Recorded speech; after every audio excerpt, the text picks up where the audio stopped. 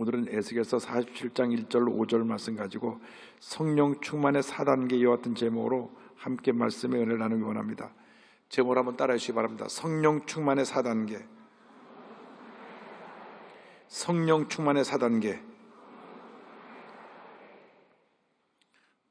모든 성도들이 예수 믿고 구원받은 다음 승리하는 신앙생활을 하기 위해서 반드시 성령의 충만을 받아야 됩니다. 받아도 되고 안 받아도 되는 것이 아니라 반드시 성령의 충만함을 받아야 합니다. 예수님의 제자들이 3년 반 동안이나 예수님을 따라다니면서 주옥 같은 말씀을 듣고 그 말씀 내용을 기억하고 예수님의 기적의 현장에 같이 있었음에도 불구하고 성령 받기 전에는 무기력해서 예수님이 붙잡으실 때 다 뿔뿔이 흩어져 도망을 갔습니다.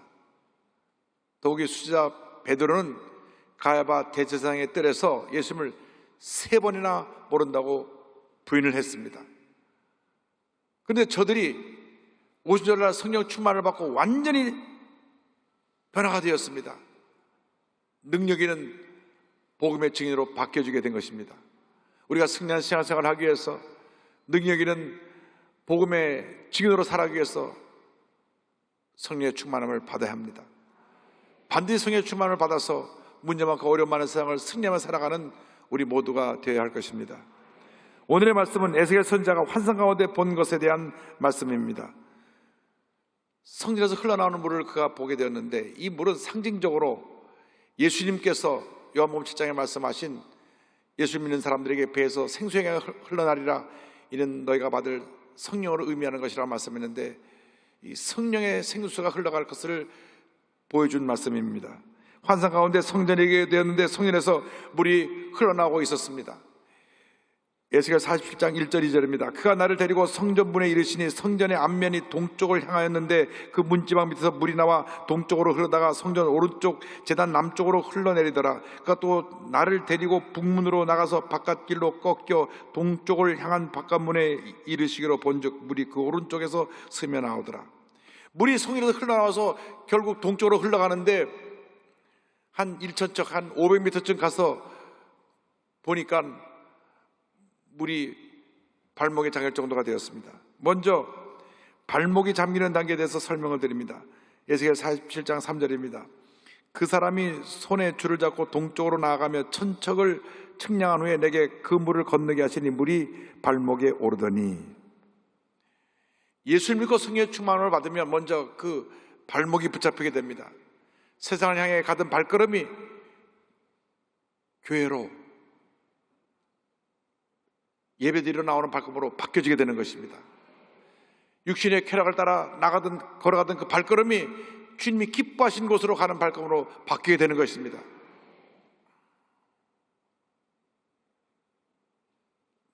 늘 술에 취해 살던 사람이 술집으로 가던 발걸음이 변화되어서 주님이 기뻐하시는 곳으로 발걸음을 옮기는 발걸음이 바뀌어지게 되고, 도박장으로 가던 발걸음이 착하고 선한 일을 행하는 곳으로 향하는 발걸음으로 바뀌어지게 되고 삶의 전환이 다가오는 것입니다. 예수를 믿고 나서 성령으로 충만한 다음 이 발목이 붙잡혀야 되는 것입니다. 하나님이 기뻐하지 않은 길은 절대로 가면 안 됩니다. 하나님이 기뻐하신 길만 가야 되는 것입니다. 그러면 우리 일생이 주님 안에서 복받은 일생으로 변화되는 것입니다. 모든 문제가 가지 않아야 할 곳을 가기 때문에 문제가 생겨나는 것이고, 해서는 안 해야 될 행동을 했기 때문에 문제가 생겨나는 것입니다. 그러므로 우리가 성령 충만 받고 우리 발목이 잡혀서 주님이 기뻐하시는, 주님이 원하시는 곳으로만 발걸음을 옮기게 되는 우리 모두가 되어야 합니다. 주야로 말씀을 묵상하면서 주님과 동행하는 삶을 살아야 합니다. 우리의 목적지가 바른 곳이 되어야 되고 목적을 향해 나가는 그 길도 바른 길이 되어야 되는 것입니다. 주의 말씀 묵상하며 주의 뜻을 따라 살아가는 우리가 될 때 하나님의 은혜가 임하게 됩니다. 시편 1편 1절로 2절을 말씀합니다. 복 있는 사람은 악인들의 길을 따르지 아니하며 죄인들의 길에 서지 아니하며 오만한 자들의 자리에 앉지 아니하고. 다 잘못된 발걸음입니다. 오직 야훼 여호와의 율법을 즐거워하여 그 율법을 주야로 묵상하는도다. 언제나 주의 말씀을 묵상하고 주님 기뻐하시는 길을 가게 될 때 우리 인생이 복받은 인생으로 바뀌어지게 되는 것입니다. 이 시간 이후 여러분의 발걸음이 주님을 기쁘시게 하는 발걸음으로 바뀌어지게 되기를 주님의 이름으로 축원합니다. 또 천척을 나가 재보고 나니 물이 무릎에 잠기게 되었습니다. 무릎이 잠기는 단계입니다. 47장 4절은 설명합니다. 다시 천척을 측량하고 내게 물을 건너게 하시니 물이 무릎에 오르고. 성령의 은혜로 발걸음이 교류하고 난 다음 그 다음에 무릎이 붙잡혀야 합니다. 우리가 하나님 뜻대로 살려면 주님의 뜻이 어디 있는지를 알아야 되는 것입니다. 그런데 기도하지 않고는 하나님의 뜻을 알 수가 없습니다. 늘 주님 앞에 기도의 무릎을 꿇는 여러분 모두가 되기를 바랍니다. 기도에 힘쓰는 여러분 되기를 바랍니다. 기도하는 사람을 당할 사람이 없습니다. 사도 바울은 골로새서 4장 2절에 이와 같이 말씀합니다. 기도를 계속하고 기도에 감사함으로 깨어있으라. 예수님의 일생은 기도의 일생이었습니다. 공생애를 시작하실 때 40일 금식하시며 기도하셨습니다. 그 사역을 감당하실 때 언제나 이른 새벽에 먼저 하나님 앞에 무릎을 꿇고 기도하셨습니다. 누가 그 새벽 기도를 만들어 우리 이렇게 괴롭게 하는데 새벽 기도는 예수님이 먼저 시작하신 것입니다. 마가복음 1장 35절을 보니까 새벽 아직도 밝기 전에 예수께서 일어나 나가 한적한 곳으로 가서 거기서 기도하시더니 말씀합니다. 주님은 큰 기적을 베푸시고 난 다음 한적한 곳에 홀로 와셔서 기도하셨습니다. 누가복음 5장 16절입니다. 예수는 물러가서 한적한 곳에서 기도하시니라. 마태복음 14장 23절입니다. 무리를 보내신 후에 기도하러 따로 산에 올라가시니라. 저물매 거기 혼자 계시더니. 중요한 일을 결정할 때도 우리 예수님은 기도하셨습니다. 제자를 뽑을 때 밤새워 철야 기도하신 것입니다. 누가복음 6장 12절 13절입니다. 이때 예수께서 기도하시러 산으로 가사 밤이 새도록 하나님께 기도하시고 밝음에 그 제자들을 부르사 그 중에서 12를 택하여 사도라 칭하셨으니. 예수님 마지막 십자가 달리셔서 숨을 거두시기까지 하나님 앞에 기도를 올리셨습니다. 기도 없이는 어떤 일도 일어나지 않습니다. 기도하지 않으면 어떤 문제도 해결되지 않는 것입니다. 우리가 주 앞에 간절히 기도할 때 문제가 해결되고 기도할 때 기적이 일어나는 것입니다. 마태복음 7장 7절로 말씀합니다. 구하라 그리하면 너에게 줄 것이요, 찾으라 그리하면 찾아낼 것이요, 문을 두드리라 그리하면 너에게 열릴 것이니. 구하고 찾고 두드리면 응답의 문은 열리는 것입니다. 간절히 주 앞에 부르짖어 기도하는 여러분 되기를 바랍니다. 예레미야 33장 3절로 말씀합니다. 너는 내게 부르짖으라 내가 내게 응답하겠고 내가 알지 못하는 크고 은밀한 일을 내게 보이리라. 교회는 기도하는 사람으로 가득해야 됩니다. 기도하는 사람이 많을 때 교회가 부흥하고 문제가 다 사라지고 주님의 은혜가 넘쳐나는 것입니다. 교회는 만민이 기도하는 집이라고 말씀했습니다. 이사야 56장 7절입니다. 내가 곧 그들을 나의 성산으로 인도하여 기도하는 내 집에서 그들을 기쁘게 할 것이며 그들의 번제와 희생을 나의 제단에서 기꺼이 받게 되리니 이는 내 집은 만민이 기도하는 집이라 일컬음이 될 것임이라. 내 집은 만민이 기도하는 집이라. 교회를 교회되게 하는 것이 바로 기도입니다. 오늘 우리 신앙인들의 위기가 바로 여기 있습니다. 기도해야 할 것을 알면서도 기도하지 않기 때문에 끊임없는 문제 속에서 갈등하고 고민하고 괴로워하는 것입니다. 교회의 모든 분란과 문제가 기도하지 않는 사람들 통해서 일어나는 것입니다. 기도하면 문제가 사라지고 기도하지 않으면 문제가 일어나는 것입니다. 그러므로 우리는 주 앞에 무릎 꿇고 기도해야 됩니다. 기도로 승리해야 됩니다. 우리가 생활이 여로워지고 풍요로워지니까 옛날에 우리가 60년대 70년대 힘들고 어려울 때는 얼마나 교회 나서 간절히 기도했는지 모릅니다. 그때는 통금이 있어서 금요일마다 철야 기도를 했습니다. 밤 10시 모여서 새벽 4시까지 부르짖어 기도했습니다. 근데 요즘 그렇게 기도하지 않습니다. 얼마나 기도를 하지 않는지 하루 세 끼 밥 먹을 때 빼놓고 기도도 하지 않는데 또 그나마 잊어버리면 또 그나마 그 기도도 안 해요. 그러니까 우리 삶 가운데 문제가 많은 것입니다. 문제를 해결할 수 없는 것입니다. 영적으로 무기력하니까 문제 속에서 그냥 괴로워하고 고통스러워하며 그냥 문제에 갇혀 사는 것입니다. 그런데 기도에 무릎을 꿇으려고 하는 것은 내 뜻, 내 고집대로 하는 기도가 아니라 주님의 뜻에 합당한 기도를 드리라고 하는 말씀입니다. 기도에 무릎을 꿇을 때 주님께서 우리 마음 가운데 주의 뜻을 가르쳐 주시고 그 뜻을 따라 간구하게 하시고 그 뜻을 이루어 주시는 것입니다. 늘 주 앞에 무릎 꿇어 기도하는 여러분 되기를 주님의 이름으로 축원합니다. 1972년에 저희 할아버님께서 총가하셨는데 그때 입관하기 전에 그 알코올로 온몸을 닦아내는 것을 지켜보았습니다. 그런데 할아버님 무릎을 보니까 무릎이 굳은 살로 가득 차서 이렇게 불뚝 튀어나오셨어요. 평양 서원밖에 섬기실 때 그때는 지금처럼 이런 의자가 있는 교회가 아니라 다 마룻바닥이었으니까 늘 새벽에 나서 마룻바닥에서 무릎을 꿇으셨기 때문에 무릎에 굳은 살이 박히셔가지고 그 무릎이 완전히 낙타 무릎처럼 이렇게 불뚝 튀어나온 것을 보면서 아, 할아버님이 저렇게 평생 기도하셨구나, 나도 기도의 사람이 되어야 되겠다 마음에 결심을 했던 기억이 납니다. 늘 할아버님은 무릎 꿇고 기도하는 것을 쉬지 않으셨습니다. 매일 새벽에 기도제단을 쌓으시고 저녁에 가정예배를 드리면서 기도제단을 쌓으셨습니다. 기도할 때 하나님께서 우리 기도를 들으시고 응답하시는 것입니다. 짧은 인생길 살아가는 동안에 여러분 모두가 기도에 무릎을 꿇고 하나님의 음성을 듣고 주의 기적을 체험하는 여러분 되기를 주님의 이름으로 축원합니다. 우리가 성령 은혜 가운데 발목이 잡히고 무릎이 잡힌다면 세 번째로 허리가 붙잡혀야 됩니다. 허리가 잠기는 단계를 담은 성경은 설명합니다. 다시 일천척을 측량하고 나가니 물이 허리에 잠기더라. 47장 4절입니다. 다시 천척을 측량하고 내게 물을 건너게 하시니 물이 허리에 오르고. 기도의 사람이 된다면 하나님 앞에 귀하게 위대하게 쓰임받기 위해서는 허리가 잡혀야 됩니다. 무슨 말씀인가 하니 겸손한 사람이 되어야 된다, 그 말씀입니다. 무릎이 잡혀서 기도를 해도 인격적으로 모관한 사람, 성품이 다듬어지지 않으면 끊임없이 문제를 몰고 다닙니다. 기도를 하는 것 같은데 감정을 다스리지 못하고 혈기를 부리고 큰소리 치고 다투는 사람이 있어요. 그러니까 그 기도한 것을 다 헛되게 만드는 것입니다.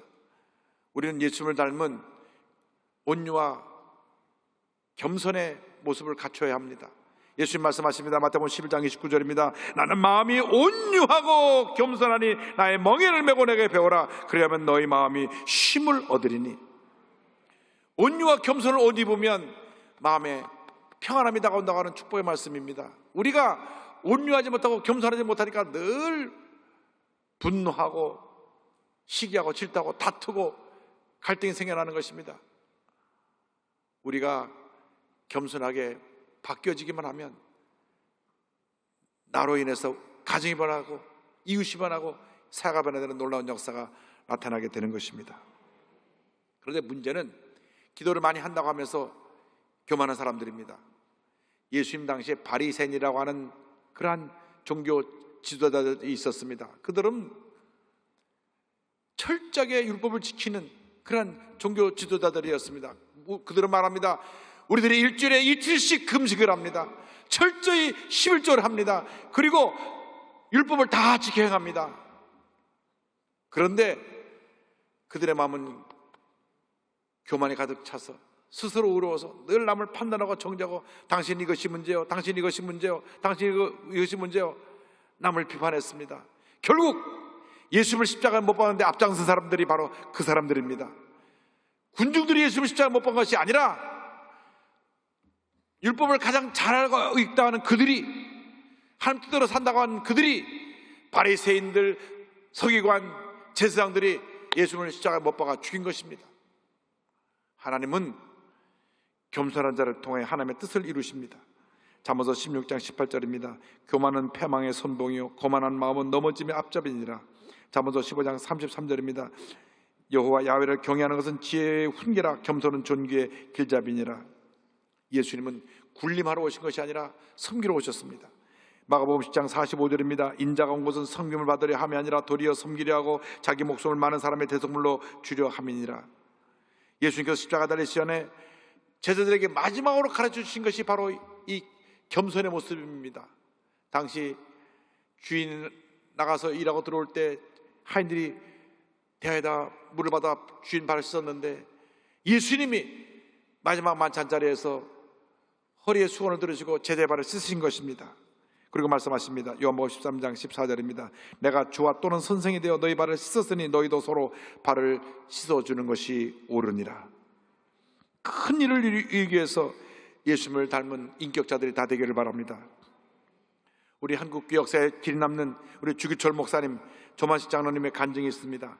평양 산정교를 다림하고 계신 주기철 목사님, 그리고 그 교회를 추석하고 계시던 조만식 장로님이 계십니다. 조만식 장로님은 북한의 민족 지도자로서, 독립운동가로서, 또 교육가로서, 정치인으로서 존경받는 분이었습니다. 매일같이 조만식 선생님의 많은 분들이 찾아와서 민족에 나갈 길에 대해서 의논했습니다. 근데 어느 주일날 손님이 찾아와서 얘기하다 보니까 그만 얘기가 길어져 갖고 예배 시간이 지났어요. 부랴부랴 달려오는데 문을 열고 들어오려고 하니 이미 목사님의 강대상에 서 계셨습니다. 주기철 목사님이 그 문을 열고 들어오시는 장로를 보시고, 조 장로님 지금 예배 중이니까 거기 뒤에 서서 예배 드리세요. 성도들이 깜짝 놀랐습니다. 조만식 장로님은 주기철 목사님보다 훨씬 나이가 많으시고 오산학교를 주기철 목사님이 학생으로 다닐 때 교장 선생님이셨고, 또 주기철 목사님이 마산에 있을 때 산정교로 초청에 오신, 청빙에 오신 장로님도 조만식 장로님이셨는데, 주기철 목사님이 서 계시라 그러니까 성도들이 놀라고 긴장했습니다. 목사님이 설교를 다 끝나고 예배가 끝날 쯤 이렇게 말씀하셨습니다. 장로님, 기도하세요. 그때 조만식 장로님이 이렇게 회개 기도를 했습니다. 첫째, 장로로서 하나님께 예배 지각한 것 회개합니다. 둘째, 교인들께 장로로서 나쁜 모범을 보인 죄를 용서하십시오. 셋째, 주의 종의 신비를 불편하게 보필한 죄를 용서하십시오. 조만식 장로님 이렇게 늘 목사님의 권위를 높여주시면서 평소에도 목사님 신방 가방을 들고 다닐 정도로 겸손하셨다고 합니다. 결국 이 두 분이 다 순교하셨는데, 주기철 목사님은 신사참배를 반대하시다 옥고를 치르다 돌아가셨고, 조만식 선생님은 6.25 전쟁 후에 공산당이 유엔군의 참전으로 북한으로 퇴학할 때 1950년 10월 18일 평양 감옥에서 총살당해 돌아가셨습니다. 그러나 그분이 남긴 이 겸손의 모습은 많은 분들에게 큰 귀감이 되었습니다. 우리 일생을 살아가는 동안 예수님을 닮은 인격자가 되면 우리 인생이 참 주님의 은혜 가운데 복받은 인생, 은혜가 충만한 인생으로 바뀌게 될 것입니다. 마지막 단계가 온몸이 잠기는 단계입니다. 다시 인처적으로 더 나아가니 물이 큰 강을 이루었습니다. 천척 한 500m 가고 나서는 발목이 잠기고, 또 500m 더 가고 나니까 무릎이 잠기고, 또 500m 더 가고 나니까 허리가 잠기고, 마지막 또 500m를 더 가니까 온몸이 잠기는 그러한 큰 강을 이루게 되었습니다. 47장 5절입니다. 다시 천척을 측량하시니 물이 내가 건너지 못할 강이 된지라. 그 물이 가득하여 헤엄칠 만한 물이요 사람의 등이 건너지 못할 강이더라. 마지막 단계는 우리 온몸이 물에 잠기는 단계인데, 성령께 완전히 사로잡히는 단계를 의미합니다. 성령으로 충만하여 내 뜻과 내 골대로 살지 않냐고 전적으로 주님의 뜻대로 살아가는 그러한 단계에 이르게 되는 것을 말씀합니다. 갈라디아서 2장 20절은 이와 같이 말씀합니다. 내가 그리스도와 함께 십자가에 못 박혔나니 그런즉 이제는 내가 사는 것이 아니요 오직 내 안에 그리스도께서 사시는 것이라. 이제 내가 육체 가운데 사는 것은 나를 사랑하사 나를 위하여 자기 자신을 버리신 하나님의 아들을 믿는 믿음 안에서 사는 것이라. 이것이 바로 성령 충만입니다. 내 자신이 죽어 없어지고 나의 물속에서 예수님이 부활하셔서 나를 다스리시고 주의 뜻을 이루시는 것이 바로 성령 충만인 것입니다. 모든 문제가 내가 살아서 내 뜻대로 무엇인가 하려고 하니까 부딪히고 문제가 생기고 어려움이 생겨나게 되는 것입니다. 에베소 5장 18절에 말씀합니다. 술 취하지 말라. 이는 방탕한 것이니 오직 성령으로 충만함을 받으라. 오직 성령으로 충만함을 받으라. 오직 성령으로 충만함을 받으라. 성령 충만함을 받으면 놀라운 일들이 일어나는 것입니다. 주님께서 우리 마음에 거룩한 소원을 주시고 그 소원을 이루게 만들어 주시고 우리 앞에 축복의 길을 열어 주시는 것입니다. 시편 30편 4절과 5절을 말씀합니다. 또 여호와 야훼를 기뻐하라. 그가 내 마음의 소원을 내게 이루어 주시리로다. 내게를 야훼께 맡기라. 그를 의지하면 그가 이루시고.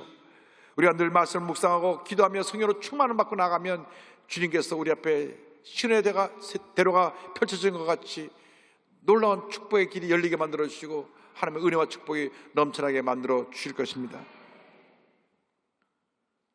영국의 큰 부흥운동을 일으키고 감리교를 창시한 존 웨슬리가 성령 충만 받기 전에는 문제 어려움에 갇혀 있었습니다. 1703년 영국 성공의 성직자 가정에서 19남매 중에 15번째로 태어났습니다. 많이들 하셨어요. 요즘 우리나라에서 오면 다둥이상 받을 텐데. 그리고 영국의 명문 옥스퍼드 대학을 나오고 주의정의 길을 갑니다. 그런데 1735년 조지아주의 미국 조지아의 선교사로 파송되어 가는데 가는 중에 배가 큰 폭풍을 만나서 막 뒤집힐 정도로 막 위기와 어려움에 처하게 됐습니다. 내가 여기서 죽는구나 할 때 어디서 찬송 소리가 들려옵니다. 아니 이 폭풍 속에서 찬송을 부를 수 있는 믿음을 가진 사람들이 누군가 하고 가봤더니 그 당시 성령파인 모라비안 교도들이 모여서 손붙잡고 찬송하고 기도하고 있는 모습을 보고 큰 도전과 충격을 받았습니다. 요즘으로 말하면 순복음교회들이 거기서 찬송하고 기도하고 있었던 것입니다. 할렐루야. 그런데 3년 동안 조지아에 가서 선교사역을 하다가 실패하고 다시 영국으로 돌아옵니다. 영국으로 돌아오자마자 그때 만났던 그 모라비안 교도들이 예배드리는 곳을 찾아갑니다. 1738년 5월 24일 올드스게이트라고 하는 곳에 있는 그 모라비안 교도 그 수요일 아침 예배를 참석했는데 마르틴 루터의 로마서 주석 강해 서문을 듣다가 밤 8시 45분 마음이 뜨거워지며 성령의 불을 받고 그의 운명이 바뀌어집니다. 일생이 바뀌어집니다. 그럼 고백합니다. 나는 내 마음이 이상하게 뜨거워지는 것을 느꼈다. 나는 이제 나 자신이 그리스도를 오직 그리스도만을 믿음으로 구원받았다는 것을 느꼈다. 그리고 주께서 나의 모든 죄를 영원히 제거하셨고 나를 죄와 사망의 법에서 구원하셨다는 확신을 얻었다. 성령 받고 그는 완전히 변화되어서 부흥사가 되어서 온 일대를 다니며 복음을 전하는데 수많은 사람들이 변화되어 주 앞에 나옵니다.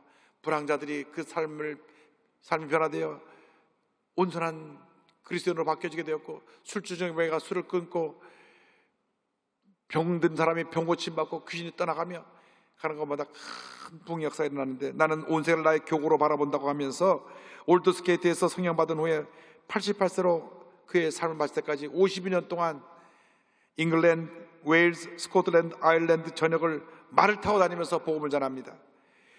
1년에 평균 8,000마일, 약 12,800km를 말을 타고 다니면서 매년 1,000번가량의 설교를 했다고 합니다. 거의 하루에 한 3번씩 설교한 신입니다. 그래서 그의 놀라운 부흥운동 역사로 말미암아 18세기 영국의 산업혁명으로 영국이 무질서하고 혼란했을 때 그 사회가 안정되고 많은 사람이 예수 믿고 주 앞에 돌아나오므로 말미암아 교회가 부흥하여서 큰 부흥 역사의 결과로 감리교가 탄생되고, 그 감리교의 역사로 말미암아 성결운동의 역사가 일어나고, 성결운동의 역사로 말미암아 오순절운동, 우리 순복음 성결운동이 일어나서 전 세계로 확산이 되게 되었던 것입니다. 성령 충만 받으면 이 같은 놀라운 역사가 나타납니다. 여러분 모두가 성령의 충만을 받게 되기를 바랍니다. 모두가 성령의 충만을 받아서 하나님 앞에 귀하게 아름답게 위대하게 쓰임받게 되기를 바랍니다. 성령의 사람이 되어서 여러분이 옮기는 발걸음이 주님을 기쁘시게 하는 발걸음이 되기를 바랍니다. 성령의 사람이 되어서 여러분이 무릎을 꿇고 기도할 때마다 기도의 응답이 다가오고 주님의 은혜가 임하게 되기를 바랍니다. 성령의 사람이 되어서 온유와 겸손을 입고 늘 겸손으로 이웃을 변화시키는 위대한 하나님의 사람들이 되기를 바랍니다. 성령의 사람이 되어서 여러분의 개인의 연약함과 부족한 모습은 사라지고 예수님의 모습에 나타나 예수님의 놀라운 능력으로 말미암아 위대한 하나님의 역사를 펼치고 나가는 주님의 귀한 일꾼들이 되시기를 주님의 이름으로 축원합니다. 축원합니다. 축원합니다. 기도하겠습니다. 사랑과 은혜와 자비가 몰아신 하나님 아버지, 짧게 지나가는 한 번뿐인 인생길에서 예수를 믿게 하신 은혜를 감사드립니다. 우리가 하나님 자녀가 되었사오니 이제 남은 여생 하나님 영광에 살아가는 주님의 귀한 일꾼들 되게 하여 주옵소서.